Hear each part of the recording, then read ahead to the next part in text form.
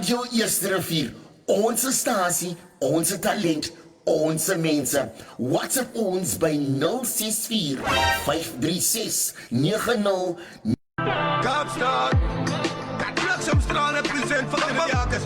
Dat gaat maken, R&B and soul. I still smell you, I still smell you, yes I do. And of course, bomb and house music. We don't mind the language. We don't mind the genre.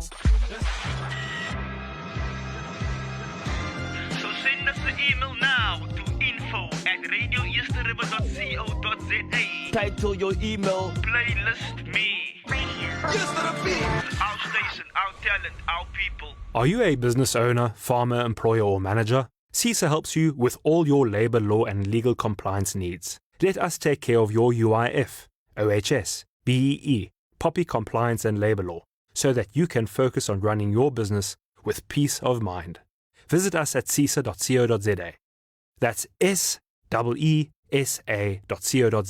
Since My sweetheart, you make me wanna change the life that keep pillar. Really wanna make you my wife. Subsidies, ish, like sinner. Malume kopa khapa lobola ya 5 sinner.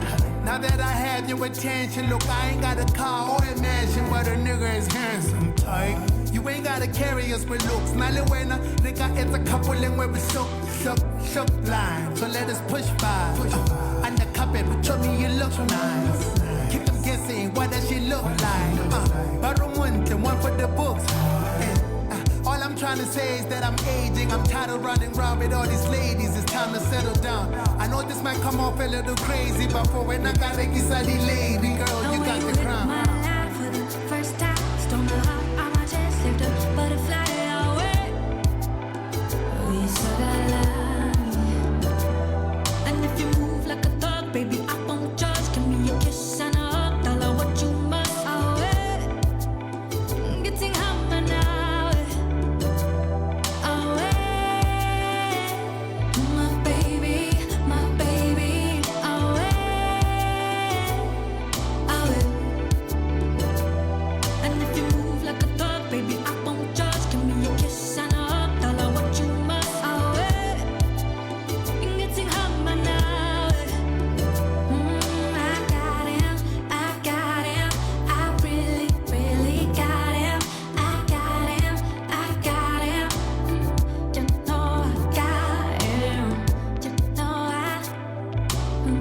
You know I got him.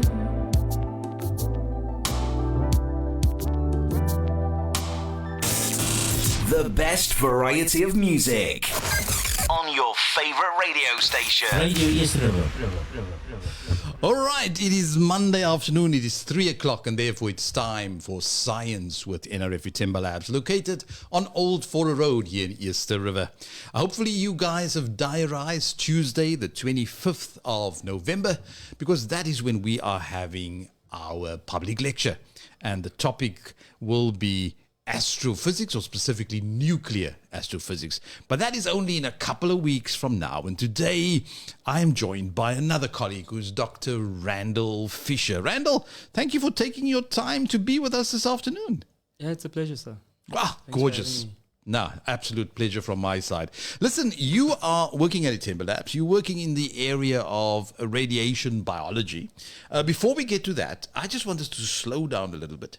And I want to know, who's Randall? Where do you come from? And how did you end up in science? Oh, that's a big question. So, like most people on Earth, I have a mother and a father. That's good to know. Good to know. So I am the second son of a preacher man, as Elvis would say. And my father is a quantity surveyor and a part-time preacher, and my mother is was a school teacher. And yeah, as they put me through university, I studied. I did my PhD in medical virology at Stellenbosch University. And after that, I really was a molecular biologist, so looking at DNA and RNA and what can we learn from these molecules inside cells, and what can they teach us about the physiology of how cells function. And then I started to apply molecular biology as a tool to different areas. So I went into bacteriophage research for a postdoc, and then I ended up in a postdoc in space flight radiobiology at Itemba Labs, and then continued in space flight radiobiology and eventually became a radiobiology scientist at Itemba Labs. All right. All right. So we'll get to all these big words that you've just used. But I mean, being the second son of a preacher, does that mean that you got through school through prayer? Or were you actually one of those bright sparks who just got it on day one? No, pray, definitely. Definitely pray. Definitely pray. Lots of prayer from my parents, praying that all the time that I would spend pretending to study was actually studying. And yeah, it paid off in the end. It definitely, I think also looking back at the journey that I've taken, the more I go into biology, the more I realize that there is definitely intelligence behind life creation. It's not just evolution. Wow. So yeah, it might be strange to think that somebody is a scientist and a born-again Christian and believing in God and Jesus, but if you look at life under the microscope, there is no way that it's just happened by chance. So that, in a sense, gives you a context within which things start making sense. Absolutely. And when experiments don't work, it also helps to pray that they somehow will start working. Yeah, no, I recall a conversation we had some time back where I think fire featured strongly in your journey towards becoming this thing that we call a scientist. Yes. So you're referring to a very particular incident. When I was about 4 years old, I set up a little petrol bomb, unfortunately. Okay. Unfortunately for my uncle. I set up a little petrol bomb. He came into the shed and the petrol bomb ignited the way I set it up to ignite, and it burnt all the hair off one side of his leg. And for like a week, he had, or maybe more than a week, he had no hair on his leg. Okay. But then eventually the hair started to grow back, and I was actually fascinated by this, that the body actually grows. At 4 years old, I realized something's happening. For the longest time, he used to cycle to the right because obviously his one side was faster than the other, and he always blamed me that he was losing his races because he kept turning in the wrong direction. But as the hair grew back, he still lost the races. So it wasn't you. It wasn't me for sure, but that situation taught me a lot about biology. Your body grows and it repairs itself, and it got me interested. So I mean, so from that story, there's a sense that curiosity is part of this journey of what we call science, the asking of questions, and obviously in terms of your own experience, how you set up a little experiment to test some of those things. So is that part of your current journey as well? Absolutely. You want to know that when you try something or do something, what effect does it have? And the only way you can quantify the effect is to repeat the same thing over and over and look at the results that you get from what you're measuring. Okay. And then see if the result is predictable. And that's science. Huh? All right. So just in terms of, I mean, as you were introducing yourself, obviously you mentioned various words. And I think for a youngster who's listening, I think obviously when you're in the school space, if you're in primary school, you might do natural science. Yeah. And then you progress to high school where you do life science and then physical science. And then I would imagine that if you transition from high school to university, then this life science becomes something else. I mean, you spoke about virology, microbiology. So what is the kind of language that people almost need to get comfortable with as you journey within the space of what you call biology? Yeah. So we generally would look at prokaryotic and eukaryotic organisms. Now, these are big words, like just organisms that can live as single cells or organisms that require multiple cells to build a bigger organism. So like we, for example, as human beings or as animals, we have multiple cells in our bodies. Sure. And each cell performs a different function and behaves a different way. And that's how we become differentiated from bacteria.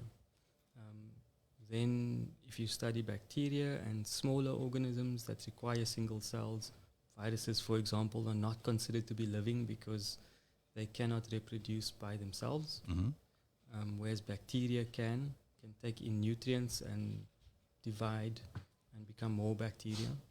viruses need to infect a host, and the host cell that they infect needs to make multiple copies. So you need to understand things like multicellular organisms.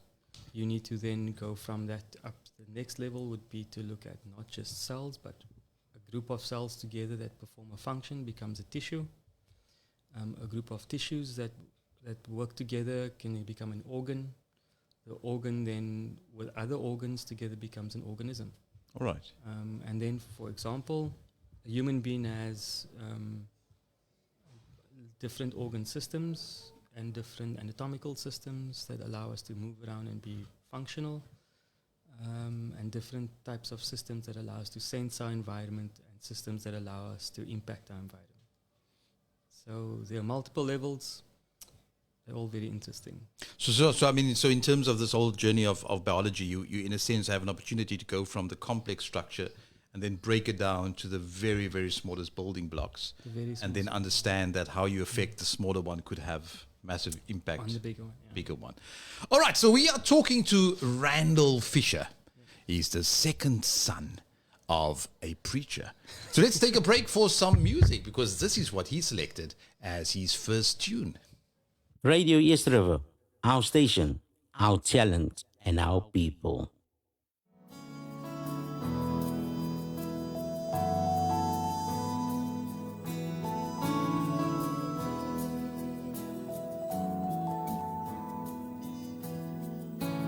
You said, ask and you will receive whatever you need. You said, pray and I'll hear from heaven, and I'll heal your land.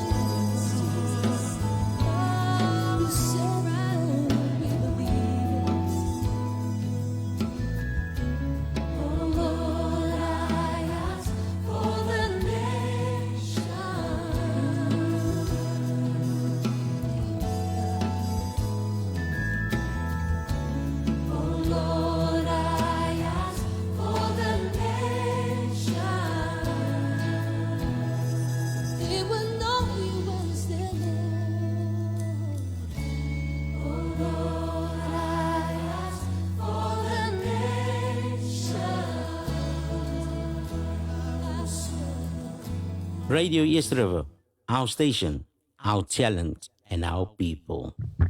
All right, so welcome back. I'm having a conversation with Dr. Randall Fisher, who's a research scientist in the area of radio biology. Now, Randall, I can separate the two words. We've picked up that biology deals with the study of things that are alive. But what exactly is radio biology? Okay, so if you think about radiation, right? Radiation has the ability to damage things, and specifically in your body, radiation has the ability to kill cells.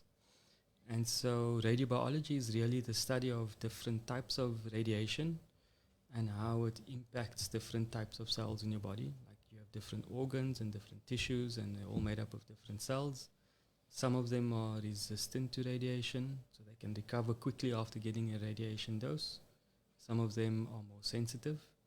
And so we try to find and understand ways to improve the way that we can use radiation constructively for the human body, and also to find ways to improve the way that we can use radiation to kill cancerous cells, for example, in the human body.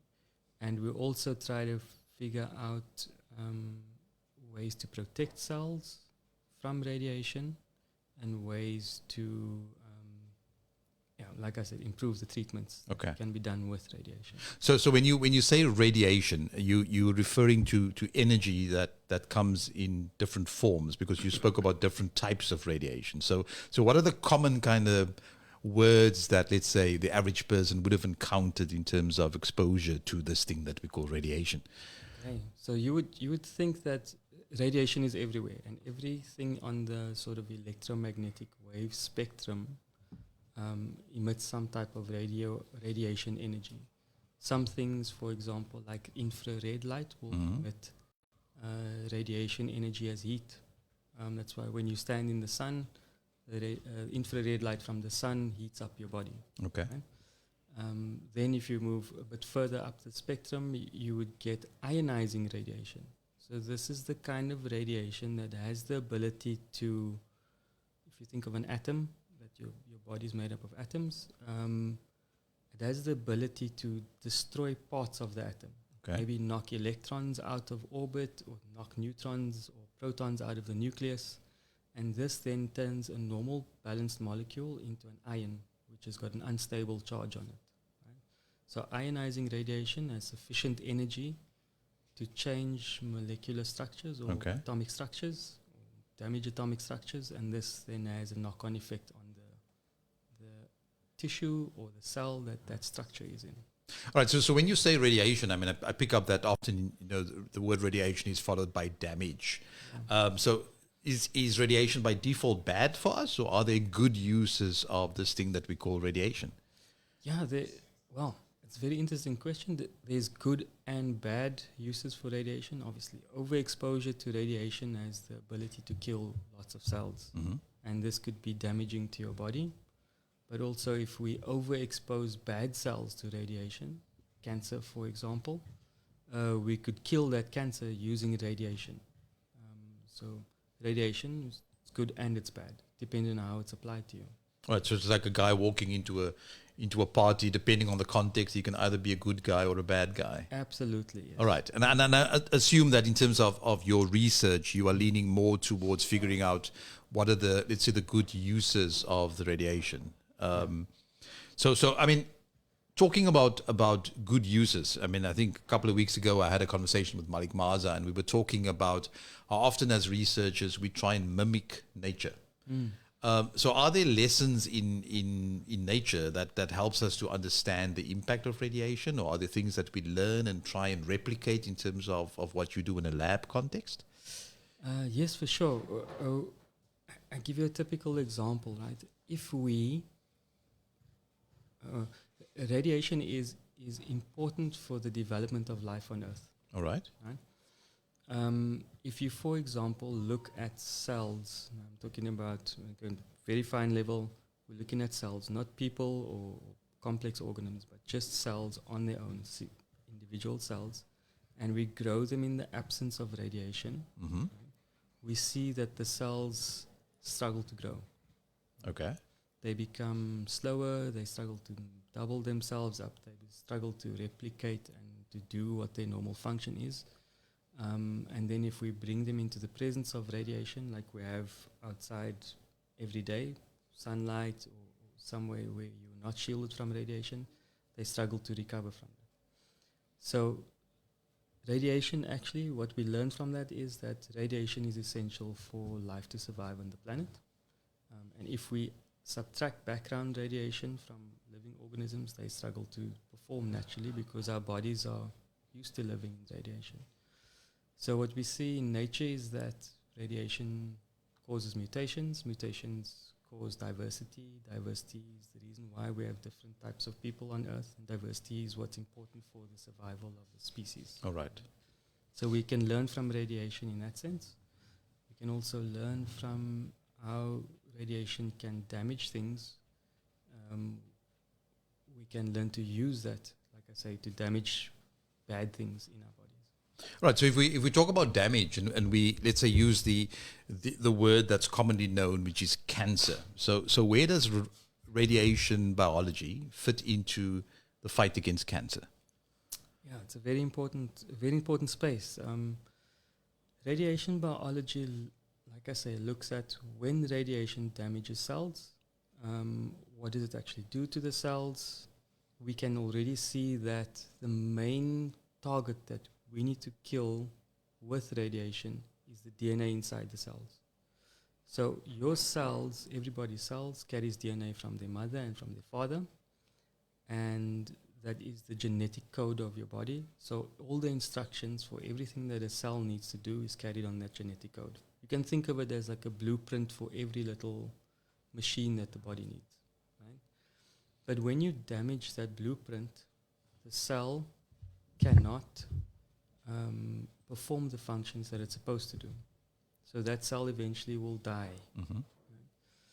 And we find that the damage to DNA, the double-stranded breaks to the DNA inside the cell, is directly proportional, well, most of the time, directly proportional to the survival of that cell.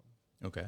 So we know that if we increase the dose of radiation to a cell, we can kill that cell if we give it a sufficient dose of radiation. And if we apply this to cancerous cells, it means that we can if we can deliver sufficient dose of radiation, we could kill that cancerous cell. So I mean, this is a fascinating topic because I think at the heart of it, you're saying that the thing that could cause cancer, which is overexposure to radiation, is in principle the same thing that you can use to cure cancer or to fight cancer, of course, given that you understand how to apply and that you are able to monitor the actual dose that you deposit. So in terms of let's say radiation therapy, I mean, you apply this radiation now externally, I would imagine. Yeah. And how do you then prevent or protect healthy tissue? Because not everything is cancerous. Absolutely, yeah. So there are ways to protect the healthy tissue. Most of the time we can collimate or protect with shielding. Sure. For example, if I've got a tumor in my hand, but I want to protect my fingers, I can shield my fingers and then just radiate the section of my hand that's got the tumor. I can also accumulate a certain amount of dose in the cancerous tissue. It's, for example, let's make the example of somebody with a lung tumor in the lung. So we want to, in radiation therapy, deposit the highest dose of radiation into the tumor that we possibly can to kill that tumor. But we want to deposit the lowest amount of radiation in the surrounding healthy tissue to save that tissue. And the way we can accumulate a high dose in the cancerous tissue, for example, a lung cancer, we can then apply radiation from different directions, maybe through the front of the chest, through the side of the arm, from the back of the person, and then accumulate a high dose of radiation in the tumor, but a lower dose of radiation in various other spots of the body. So it's like firing bullets from different sides, and those bullets all have a similar intersection. Yeah, that's the maximum deposited dose, and then limiting. Wow. Dose around. Wow. So cancer, radiation and the combat. But obviously, I mean, if you talk about radiation, you spoke about waves. Then I think now, in terms of sound, if you're close to the speaker, it's bad. If you're further away, it's a little bit better. So when people fly, I mean, is there more exposure when you fly versus being safely on planet Earth? And what does that mean for space flight? Yeah, so very interesting situation. Let's maybe step back a little bit. Let's actually zoom out of Earth a little and look at the Earth from the outside. Okay. The reason why life can exist on Earth is because the Earth has a magnetic shield that surrounds it. Right? So some people might know about the magnetosphere, or you've been taught about the magnetosphere in high school and primary school. And you've heard that it's the magnetic field that surrounds the Earth, because the Earth actually has a spinning molten steel core, metal core in the center. And the spinning core causes a magnetic field. Mm-hmm. But what this magnetic field actually can do is deflect radioactive particles which have got a charge. So charged particles come from the sun. The Earth's magnetosphere deflects most of them. Some of them do make it to the ground. But if you are close to the ground, you are shielded not only by the magnetosphere, but also by the atmosphere that's on the Earth. So the Earth's got an atmosphere and a magnetosphere. Magnetosphere deflects some particles, the atmosphere deflects some particles, or absorbs some particles. But if you fly in an aeroplane, you are further away from the surface of the Earth, and that means that you are under less cover of atmosphere. You're still under the magnetosphere, but less atmosphere. And so if you fly in a plane, you actually get a higher dose of radiation than somebody who's living on the ground. All right. People who live at higher altitudes get a higher dose of radiation from the sky than people who live at lower altitudes. And that was also true for people who travel in space. As you travel in space, you're getting further and further away from the Earth. So you're getting less shielding from the Earth. And once you travel outside of the Earth's magnetosphere, you get even less shielding. And you might have heard about the upcoming Mars missions that we are planning to do as a species. We want to colonize other planets. And this is now quite important, that we are able to understand how does space radiation actually affect life and life development, and will astronauts be able to survive the trip? If they travel to Mars outside of the Earth's magnetic protection, outside of atmosphere, can they actually make the trip and come back surviving the exposure that they received? So listening to you, I can get the sense that you would love to be on that spaceship and actually accompany them. But I mean, as a scientist, how do you then end up studying this, because you're not physically there? So how do you mimic that kind of environment in a laboratory setting? Yeah, that's a good question. We've identified that there are 5 basic stress factors for deep space flight. If you think about it, if you're traveling from Cape Town to Eastern Cape, for example, you want to take a couple of things with you. Mm-hmm. You want to take supplies with you. You want to have contact with your loved ones. You want to make sure that you've got a place to stay and you've got things sorted out. And now astronauts, for example, traveling in space, they can have the best medical aid on the planet, but if there's no hospital in space, there's no way to use your medical aid, right? You can have the best friends and family, but if you can't contact them when you're far out in space, there's no satellite for you to link your cell phone to and get Wi-Fi in space. So you feel disconnected sometimes, and that causes a level of stress.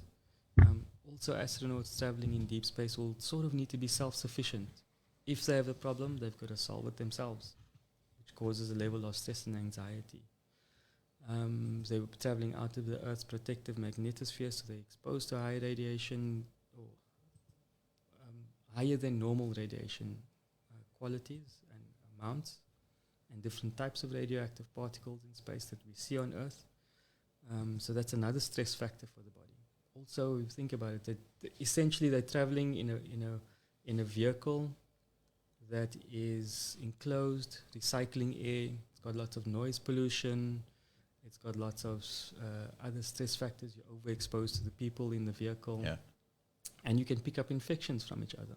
So the immune system is also in a stressed situation. They fly in zero gravity. Our bodies are designed to live in 1 times gravity, or Earth gravity, as we refer to it. And that means that in space, astronauts' bodies don't adapt well.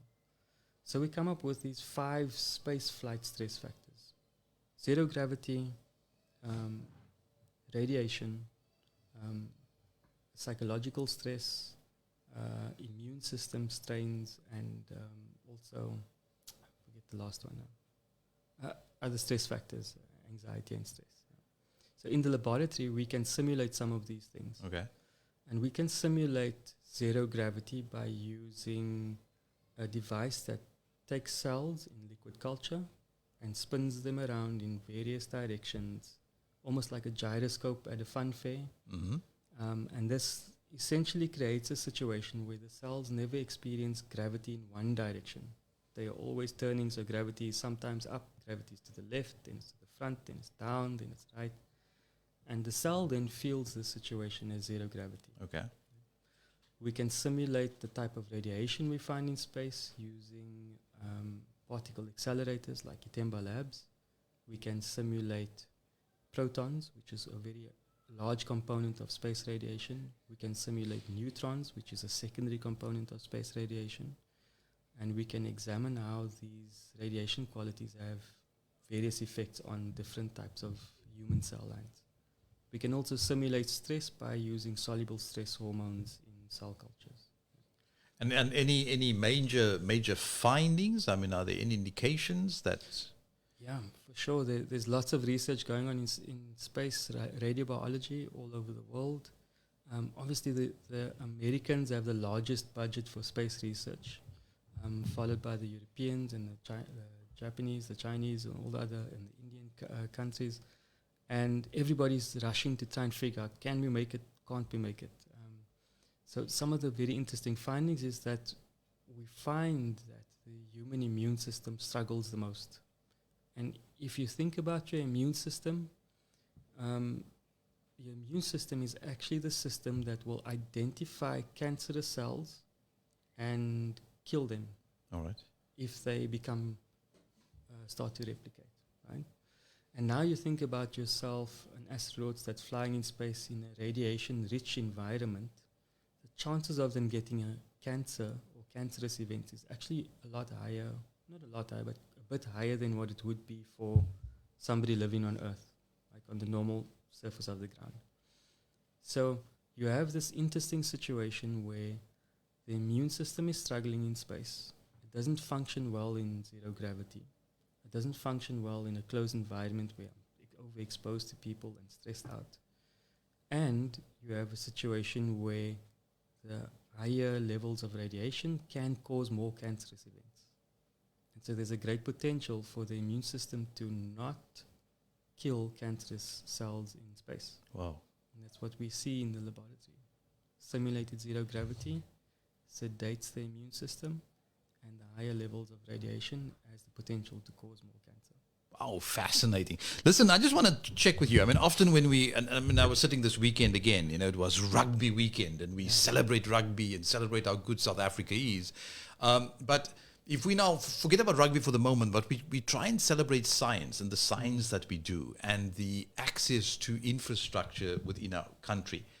You spoke about international collaborations, the Russians, the Chinese, the Americans. How would you place our facilities if they are now functional, etc. No load shedding, etc. I mean, are we able to compete in terms of the quality of our science, the quality of our expertise? Yeah, we really do lack the human infrastructure. We really need more scientists to be involved. We really need more people to be involved in science and research. We've got excellent facilities at our disposal. And we also, you can tell that South Africa is a country that is pushing forward in research and innovation because we get lots of international visitors coming to come and use our facilities. Itemba Labs is a typical example. We have lots of interest in doing space flight research, in radiation hardness testing, in radiotherapy research for using protons.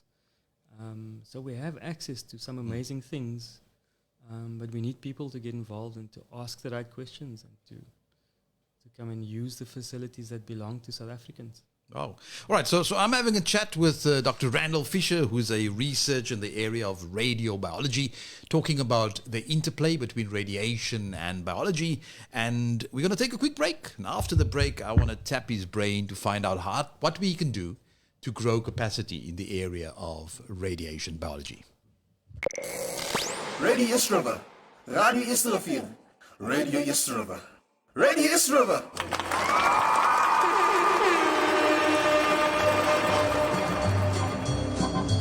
Oh, yeah, yeah, yeah.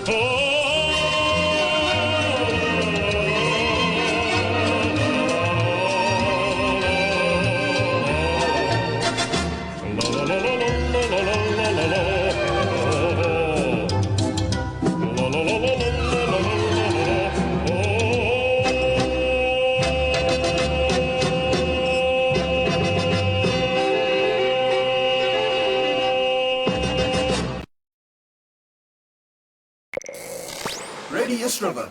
Radio East River. Radio East River. Radio East River.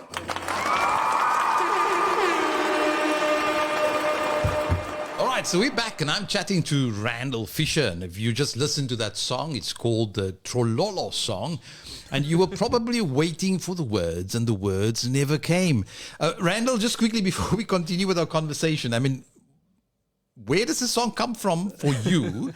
and why would you include this in your playlist?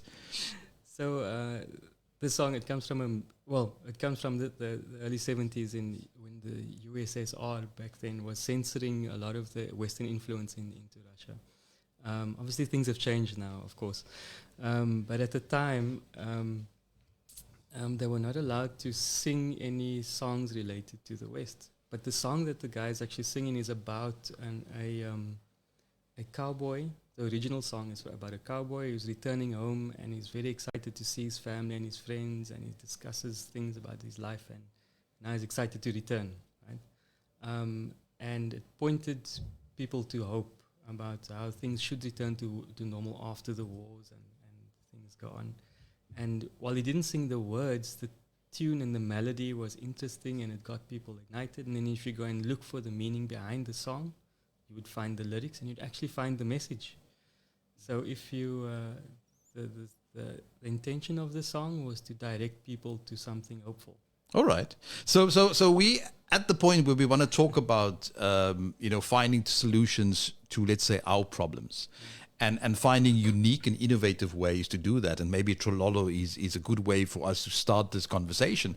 Because just before the break, we spoke about the fact that in principle in South Africa, we have access to infrastructure. But one of the things that we lack is actually the human capacity. We need the people who do not just understand the equipment, but who are excited about the science and who want to pursue that. So let me tap your brain. I mean, why do you think we do not have people in this area, which is clearly fascinating, called radiobiology? And then secondly, what do you think we can and should do to build capacity going forward? Yeah, that's a good point. Yeah. Like I said, we do lack the capacity. I mean, sciences and all the STEM subjects, science, technology, education and innovation, and all of these things and mathematics are national priorities. We need to build capacity in these areas because this is what's going to take South Africa to the next level. But in radiobiology specifically, we find that we lack capacity because there is no real undergraduate course that allows us to funnel people in this direction. It's a very scarce discipline to study the interaction of radiation and biology, although medical physicists do cover it to some extent. Radiobiology is a discipline on its own that has a very unstable footing in South Africa. The number of radiobiologists clinical radiobiologists, for example, in South Africa is 2. And it's probably the most that you'll find in Africa in one place. And the discipline of radiobiology requires more people to be trained so that there is a critical number of people to be able to conduct more radiobiology experiments and answer important radiobiology questions. So on the one side, it is specialized because it's this interplay between radiation biology, but I can well imagine there's some mathematics and some modeling, some computer science that goes with it. But how would we then channel people in this direction? I mean, or where would we find them, or where and when do we start introducing them to this as an option? At undergraduate level, I think it's important that students are aware at the university. Students must be aware that radiobiology exists. It's an interesting niche to work in. There are lots of interesting questions that need to be answered. So we need to start making high school students as well as undergraduate students at universities aware of radiobiology. They need some sort of physics background, they need some sort of biology background. They need to combine the understanding of both to get to radiobiology, the effects of ionizing radiation on biological systems. So they need to understand how the physiology. Physiology is a complicated word or a big word for understanding the processes that cells do and how they go through these things. And essentially that's what radiobiology is. It is understanding what happens inside the cell and what pathways does the cell take to correct any damage and problems, which is just physiology of cells, and also understanding the complex radiation that we use to treat and to image cancers and those sort of things. So students need to be aware, at high school level, need to be aware that this is a research and a study direction. University students need to be more aware of the fact that they can study towards the development programs at honors and master's level and PhD levels offered by our local universities.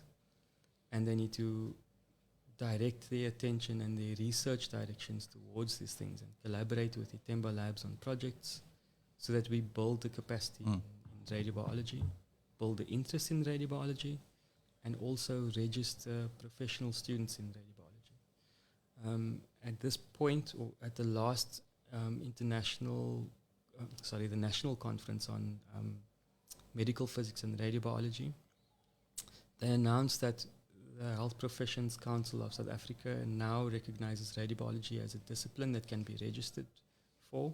It's a professional discipline. And this means that we can now start to push to develop more clinical radiobiologists. All right. Who are able to give expert input into the effect of radiation on biological systems, how to optimize patient treatments, and yeah, it looks like a promising future for radiobiology, but it's still going to take a lot of work to develop the content that these radiobiologists need to know. Yeah, because obviously I think universities now need to go through a formal process of accreditation and establishing those programs, get it on their books, and that could obviously take time. Now, if I take Timber Labs, Timber Labs obviously is a platform where you would find what we call accelerators, and these accelerators are used to get small things to go fast, and that becomes your source of radiation. But are there other opportunities for people to have other kind of facilities that also give them access to radiation? Yes, for sure. Some universities, for example, have X-ray radiators. X-rays is just a lower energy form of ionizing radiation that can be used to examine the effects of radiation on different types and cells, to also examine the effects of radiation plus specific drugs to enhance the treatment of, or enhance the killing of cancerous cells, or enhance the survival of normal cells after irradiation. So you can get access to, for example, cobalt radiation, X-ray radiation at university facilities.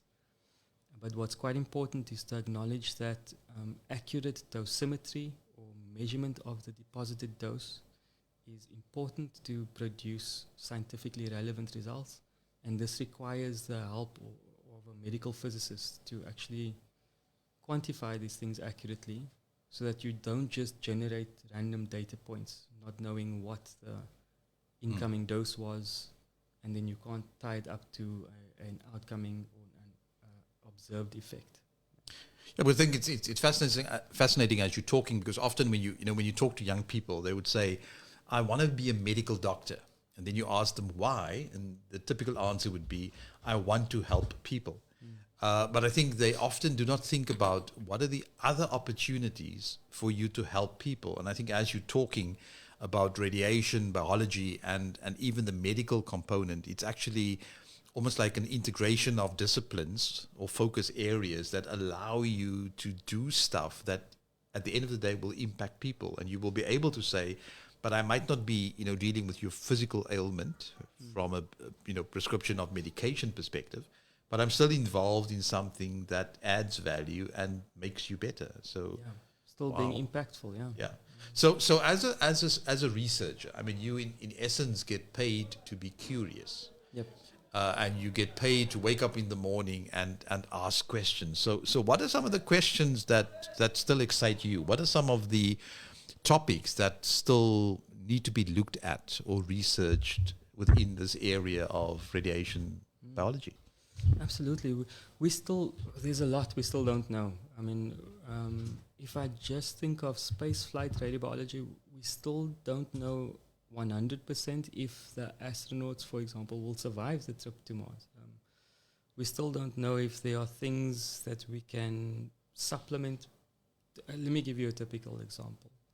If we were to supplement the astronaut's diet with something like rooibos, just as an example, right? Rooibos has a very good ability to absorb reactive oxygen species.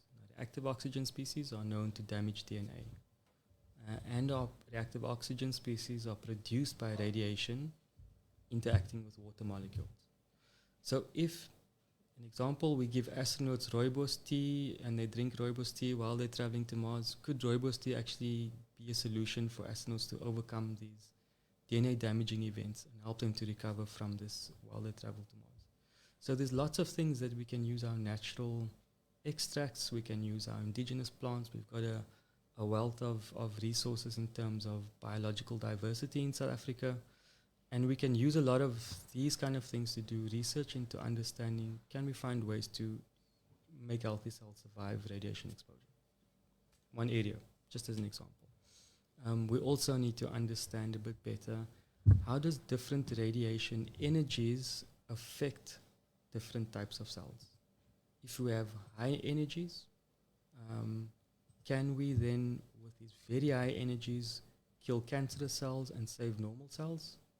If we have very low energies, can the very low energies kill the cancerous cells better and save the normal cells? Can specific types of radiation or specific dose prescriptions improve the treatment of cancerous cells to kill them and to save normal tissues? So there's a lot that we really need to know.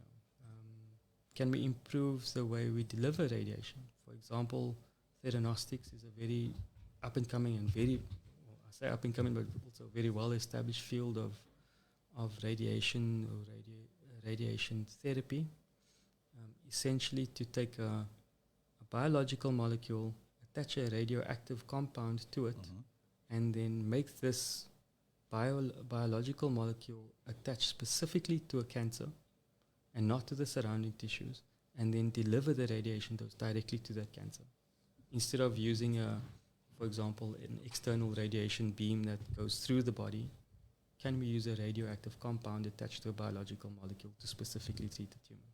So there's lots of research that we need to do in these kind of areas. Can that biological molecule bind to different types of tissues? Will it specifically bind to the tumor? Can we deliver that dose to the tumor? Can we spare surrounding tissue? All of these kind of things are areas that require a lot of research, a lot of manpower to get there. And for that, we need the next generation. We need the next generation, yeah. Right, so there's a call to young people. If you are still in school, and if you're at that point where you need to think about whether you still want to continue with maths and science, Randall says go for it. There's a multitude of opportunities, specifically in the area of radiation biology. And as we are in November, November is Movember.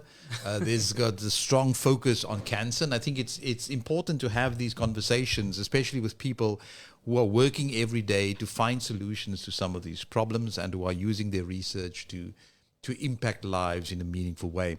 Randall, as we wrap up, I do this every week because I know some of the matriculants are still busy and we have some youngsters who are also starting their exams.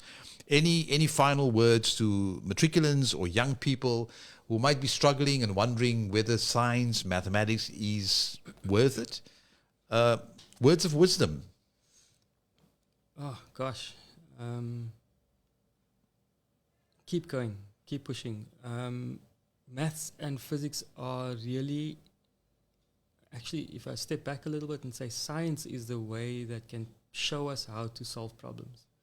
By observing numerous times what the effect is of your input, and then stepping back and objectively observing the outcome of changing one thing at a time is the way that you can figure out how to solve problems. So we've got complex problems in our country and in the world at this point in time. And the only way we're going to figure out how to do that is to take a scientific approach to looking at problems and how do we solve them. So you need to have that scientific thirst for knowledge and problem solving.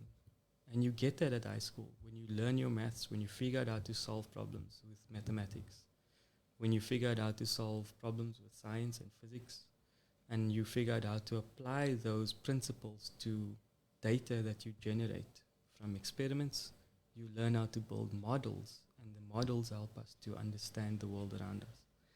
So we need people studying maths, physics, science, biology.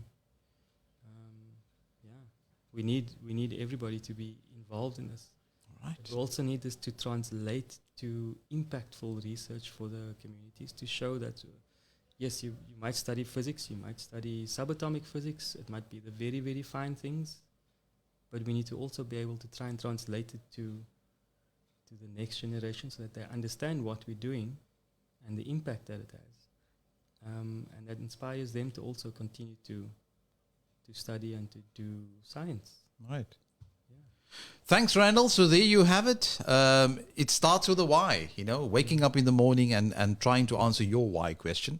And science, as he indicated, is a subject that trains you how to think, how to pay attention, how to remain curious, and how to observe. So thank you for your time. Thank you for shedding some light and telling us a little bit more about your discipline, which is radiobiology, the place where radiation and biology come together as they try and answer a myriad of questions related to the response of the body when exposed to radiation and how we can use this knowledge to probably think about things a little bit more carefully.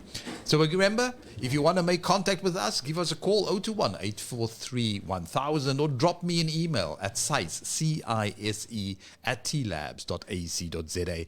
Thanks for joining us, and join us again next week for more Science with NRF Temba Labs. Radio East River, our station, our talent, and our people.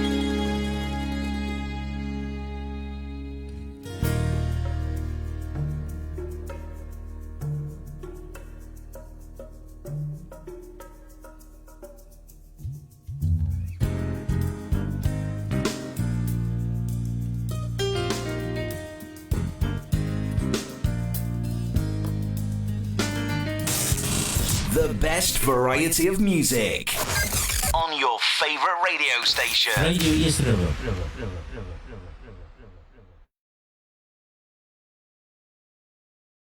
I'm DJ Chayo Ese from Radio East River, and I want to tell you more about Cherry Somerset West, your destination for unbeatable deals and top-notch motoring solutions. Go and discover their impressive range of new Cherry SUVs, for sale and prepare to be wow with their exceptional finance options and unmatched service. They are committed to exceeding your every expectations. Schedule your test drive today. Jerry Somerset West.